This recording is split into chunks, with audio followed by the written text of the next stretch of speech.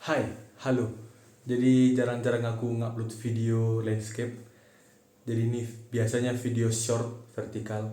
Tapi aku udah mau bahas beberapa hal yang agak terlintas di pikiranku, yaitu tentang aku lagi baru baca beberapa artikel dan juga beberapa video yang tentang anomali kecepatan dan percepatan beberapa negara di beberapa periode waktu tertentu. Jadi anomalous atau anomali. Dan aku ngomongin kecepatan dari kecepatan dan percepatan dari percepatan gitu. Dan ada beberapa contohnya yang tapi tujuannya ini adalah apa yang kira-kira bisa diambil oleh Indonesia atau negara apapun, tapi apa yang spesifik untuk Indonesia. Nanti kita bisa bahas, diskusi, mungkin di kolom komentar. Di kolom komentar. Satu yang terlintas di pikiranku itu pasti terkait Jerman tahun 1920-an. Mereka kalah di Perang Dunia Pertama, lalu mereka dipaksa bayar ganti biaya perang dan beberapa daerahnya diambil dari mereka. Dan mereka mikir bahwa kualitas hidup kami, kualitas ekonomi kami, kemampuan industri kami dulu bisa lebih besar daripada ini loh. Dan pada tahun 1920-an mereka bangkit gitu. Ya meskipun tidak berujung indah karena ada Perang Dunia Kedua, tapi 5 ke 10 tahun sebelum Perang Dunia Kedua itu percepatan mereka gila-gilaan sih, gila-gilaan. Dan pada suatu titik waktu mereka itu sempat internasional banget loh sebetulnya, sempat kooperatif banget sebenarnya. Jauh sebelum Perang Dunia Kedua mereka sempat kooperatif dan mereka sempat benar-benar dipandang tinggi oleh dunia. Itu dalam jangka waktu 5 sampai 10 tahun itu aja. Tapi tidak berakhir bahagia karena ada Perang Dunia Kedua. Nah, lalu masih ada kaitannya sama Perang Dunia Kedua. Yang kedua, maksudnya negara kedua di periode yang kedua, waktu yang kedua itu adalah Jepang. Jepang setelah kalah di Perang Dunia Kedua, dan kita tahu dua kota industrinya dibom atom, ada 2 bom atom diledakkan oleh Amerika, dijatuhkan dan diledakkan oleh Amerika. Dan hampir sama seperti Jepang, hampir sama seperti Jerman, Jadi Jepang itu sebelum kalah Perang Dunia Kedua, Jepang itu sudah negara yang dianggap maju gitu. Bahkan bukan hanya salah satunya, tapi satu-satunya di Asia yang dipandang oleh orang Eropa itu Jepang. Tentu dari segi sejarah mungkin karena mereka pernah ngalahin bangsa Barat atau orang Barat atau orang kulit putih mata biru, Rusia. Jepang pernah ngalahin Rusia gitu. Dan juga mungkin karena mereka pernah dulu menaklukkan sebagian dari daerah Tiongkok juga. Jadi Jepang tuh sangat dipandang. Nah, setelah mereka dibom atom 2 kali kalah dari Perang Dunia Kedua, mereka ada perasaan dong kayak, dulu kualitas kita lebih dari sini loh, dulu kemampuan kita lebih dari sini loh gitu. Dan tentu aja ada bantuan dari Amerika Serikat dan pengawasan dan pengendalian yang lumayan ketat dari Amerika Serikat. Dan Jepang berupaya membangun sektor pendidikan dan penelitiannya dulu di tahun 1950-an, dan buahnya mereka terima di tahun 70-an dan 80-an. Hebat banget, cepat banget. Bisa dibilang mungkin hampir anomali lah. Karena dari kondisi mereka yang dari zero, bahkan dari -1, -2, -3, mereka bisa bangkit lagi gitu. Itu Jepang. Lalu contoh lainnya mungkin masih di Asia Timur. Masih di Asia Timur. Itu Korea Selatan. Kalau dari segi ekonomi bisnis Korea Selatan. Jadi bayangin dulu ada Korea gitu, ada satu Korea. Lalu ada perang saudara, perang Korea. Terus tadi satu Korea tadi itu terpecah dua gitu, dibagi dua. Ada Korea Utara, ada Korea Selatan. Dan kalau kita lihat sejarahnya, Korea Selatan itu dulunya setelah baru-baru selesai perang Korea secara militer itu nggak seserem, nggak sesangar Korea Utara. Mungkin sampai sekarang juga kalau kita ngomongin militer yang sangar, mungkin kita masih lebih ngomongin lebih serem, lebih horor, lebih sangar militer Korea Utara. Dan dulu juga seperti itu. Dan Korea Selatan tuh selain berbatasan dengan Korea Utara, mereka juga dikelilingi negara-negara yang lebih besar daripada mereka, lebih besar, lebih luas dari segi sejarah, apa ya, melakukan hal-hal yang besar juga gitu. Mulai dari Tiongkok, baru ya lewat Korea Utara ada Rusia, ada Soviet, baru di seberang laut ada Jepang juga.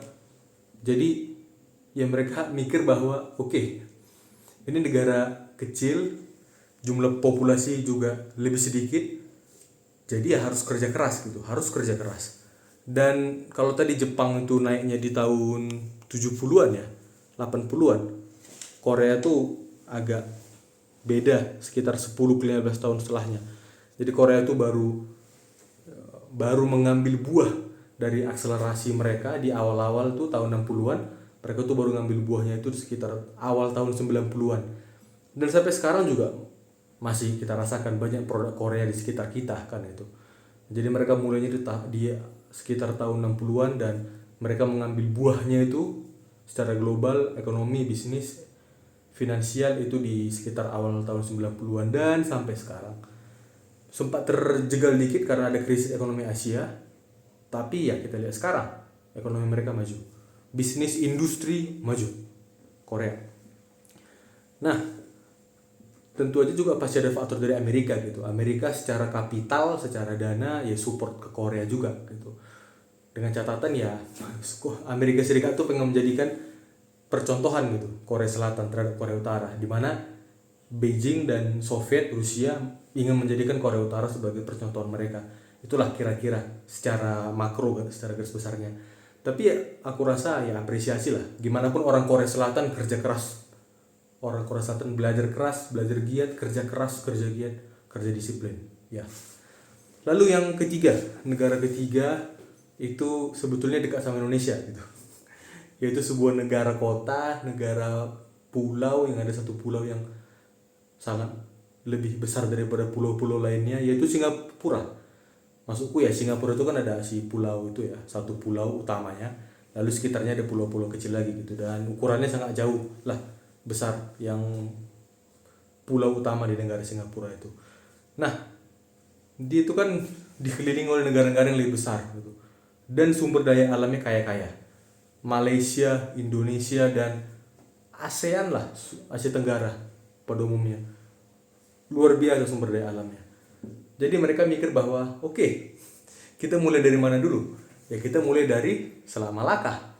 Jadi mereka mikir bahwa ya kita gak perlu 500 km panjang pantai Selat Malaka, kita gak perlu 1000 km panjang pantai dari Samudra Hindia sampai Pasifik untuk jadi maju. Kita hanya butuh ya satu pulau itu aja, satu pulau itu asalkan dimaksimalkan dah.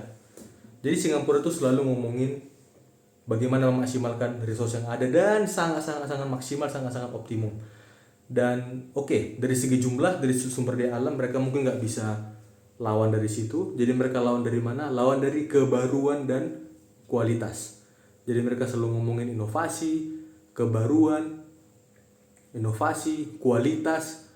Nah, jadi sebenarnya Singapura itu salah satu yang pertama malah yang menerima investasi-investasi dari negara-negara barat.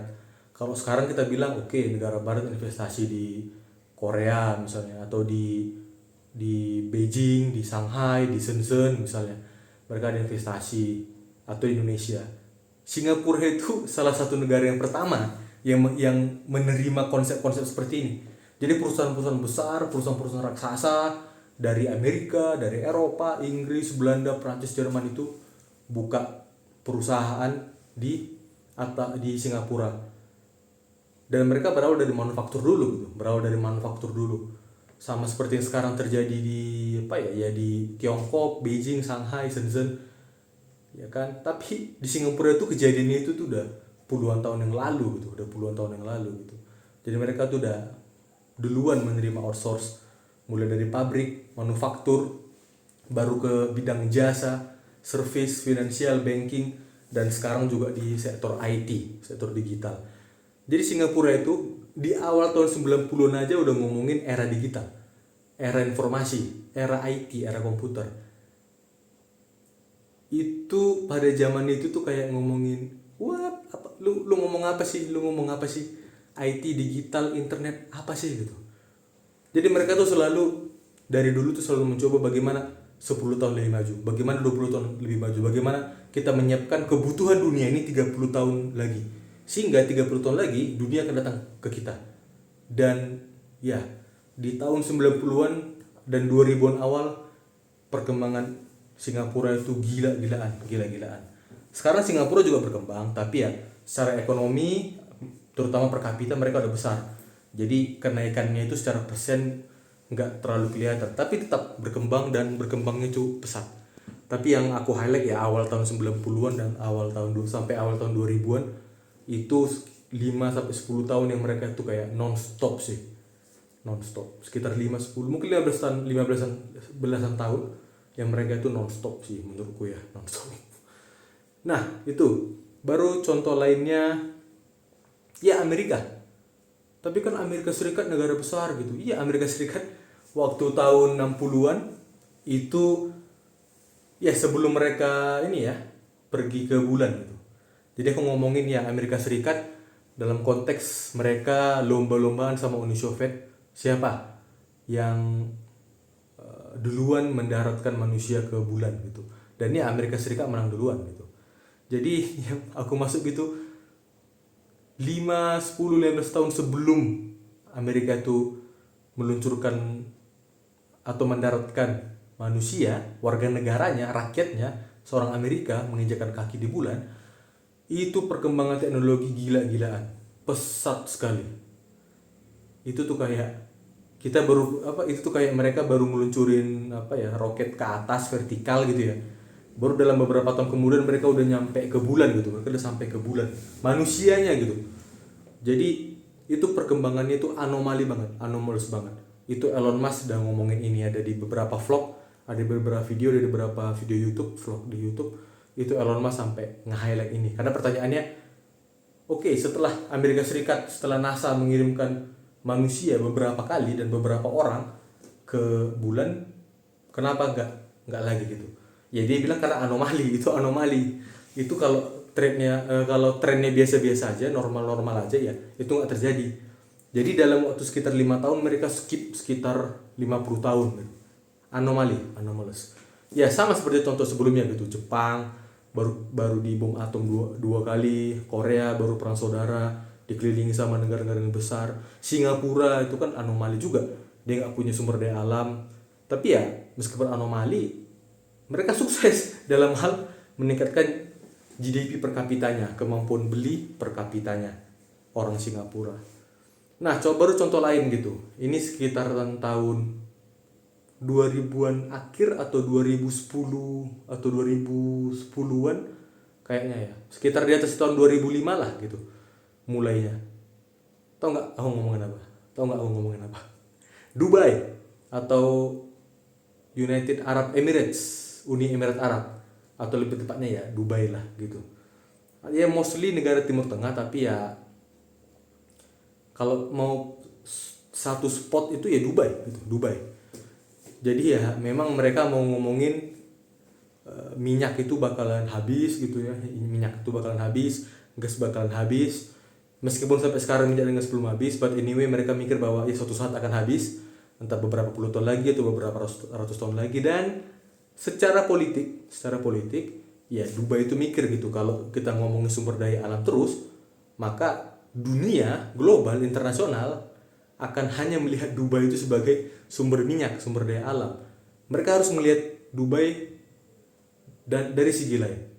Mereka harus menghargai Dubai dari sudut pandang lain. Mereka harus memandang Dubai di dunia dalam aspek yang lain. Dan ya, mereka mulai dari apa? Bangunan tertinggi, gedung tertinggi, hotel-hotel mewah, Lamborghini, Rolls Royce bertebaran di mana-mana, bahkan jadi taksi atau mobil polisi.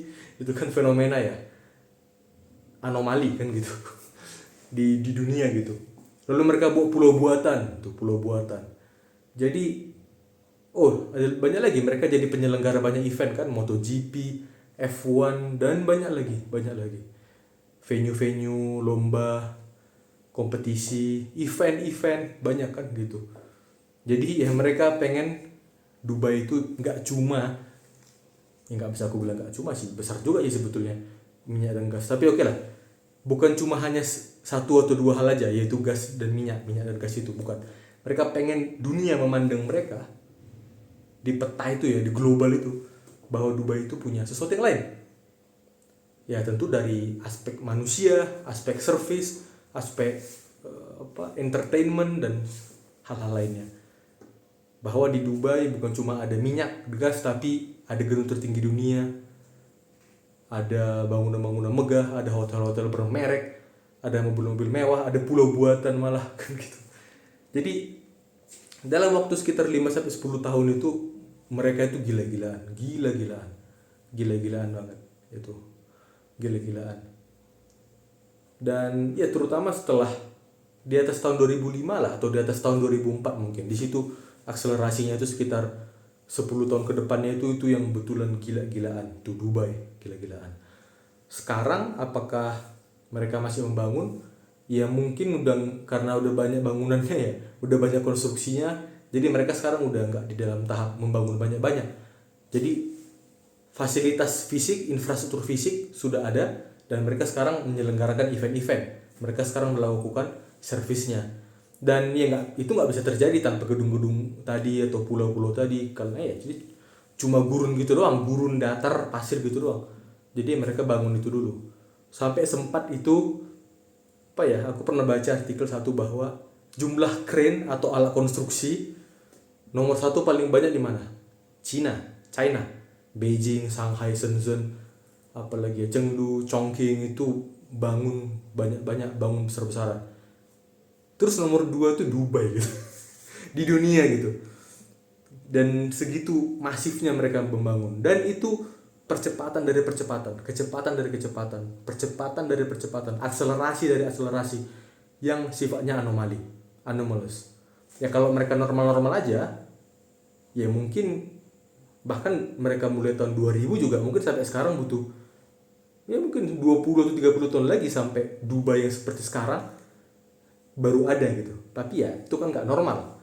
Mereka melawan hal-hal yang biasa-biasa saja, dan secara anomalous mereka memperjuangkan kecepatan itu gitu. Dan itu pengorbanan juga loh, itu Dubai keluarin uang banyak untuk itu, uang yang sebetulnya bisa mereka pakai untuk berfoya-foya dulu, untuk bermewah-mewah dulu, untuk bermegah-megah dulu, untuk beli ini beli itu. Tapi mereka mikir, oh enggak, kita harus gunain uang ini untuk sesuatu hal yang lain yang produktif dan membuat dunia memandang kita. Jadi itu beberapa contoh anomali atau anomalous, akselerasi dari akselerasi, percepatan dari percepatan. Dan apa kira-kira menurut kalian yang bisa dipelajari oleh Indonesia terkait hal itu? Satu hal yang menurutku ya pasti kita ngomongin ya political will, niat secara politis, ya kan? Dari contoh-contoh tadi itu semua itu political wills. Lalu juga intrinsic motivation dari rakyat, jadi motivasi, dorongan internal, dorongan intrinsik dari ya masyarakatnya memang pengen maju. Atau mungkin ketiga ada faktor ketakutan, kekhawatiran. Dan ya ada satu faktor lagi yang sebetulnya ada tapi kurang cocok Indonesia, yaitu faktor dulu mereka itu sempat hebat, lalu mereka turun, lalu mereka ingin menjadi lebih hebat lagi gitu. Nah sayangnya di Indonesia ya dari sejak kita merdeka sampai sekarang ya overall kondisinya ya secara umum oke, ada beberapa poin di mana kita sempat turun, tapi secara umum harusnya naik atau at least stagnan lah. Kalau nggak naik ya, umumnya sih naik sih dari kita merdeka sampai sekarang gitu. Lalu apa lagi ya? Ada satu aspek lagi, pendidikan. Aku rasa sih kalau kita ngomongin Indonesia Emas 2045, salah satu pucuknya itu adalah ya tentu ya di samping infrastruktur, fasilitas fisik, infrastruktur fisik, pasti manusia. Dan satu hal yang aku highlight itu ya 2 program, yaitu LPDP dan ISMA dan LPDP dan ISMA. Dan no offense, tanpa masuk merendahkan pendidikan di dalam negeri, tapi ya dari segi ranking atau dari segi exposure atau output penelitian ya kita bisa ya lah Ada beberapa negara ya, khususnya di beberapa negara barat, ada beberapa kampus yang memang bagus banget. Dan lewat ISMA dan LPDP, orang-orang Indonesia, anak-anak Indonesia dikirim ke sana. Dengan harapan ya tentunya kalau balik ke Indonesia ya mereka membawa hal-hal yang sifatnya positif, yang baik, sifatnya kemajuan. Dan bukan kadang sih, secara politik memang pendidikan ini bukan hal yang seksi atau hal yang sering dilakukan secara masif. Mau negara manapun, di sejarah manapun, di waktu manapun, jarang. Kenapa? Beda sama jembatan atau bendungan atau bangunan, kalau sudah selesai manfaatnya dirasakan langsung dan ya bisa dalam tanda kutip dipamerin secara politik, dalam tanda kutip bisa ditunjukkan secara politis. Tapi kalau LPDP atau ISMA kan enggak. Oke lah mereka pulang ke Indonesia, tapi mungkin butuh berapa? 5 tahun, 10 tahun, 20 tahun sampai mereka bisa betul-betul matang dan berdampak untuk Indonesia. Ya, itu sih. Sampai jumpa di video selanjutnya.